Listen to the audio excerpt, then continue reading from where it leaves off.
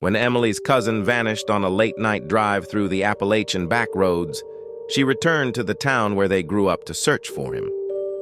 Locals whispered about the Silent Choir, a decades-old sect that supposedly lived deep in the hills, worshipping something that was never named aloud. People laughed it off as folklore, but the missing posters tacked to trees suggested otherwise. One night, while combing through the woods with only her flashlight and the crunch of her own boots for company, Emily heard something, a low hum, like 1,000 voices mumbling in unison, vibrating in her chest rather than her ears. Drawn to it, she followed the sound until she found an abandoned church, its windows blacked out with soot, its bell tower collapsed inward. Inside, the air was thick with the smell of rot. Rows of pews were filled with hooded figures, all swaying, lips moving soundlessly.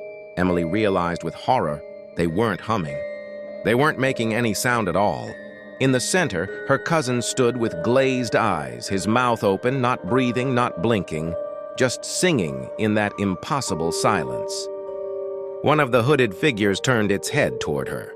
Beneath the hood was no face, just raw skin stretched tight, as if a mouth had been erased. The hum grew louder, filling her bones, drowning her thoughts.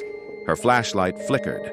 Before darkness swallowed her, she saw the faceless congregation rising, arms outstretched, not to welcome her, but to silence her voice forever. The next morning, the church was empty. Her cousin's car sat rusting on the roadside, keys still in the ignition. No trace of Emily was ever found. Only the locals, shaking their heads, muttering the same warning they always had. If you hear the choir, don't listen.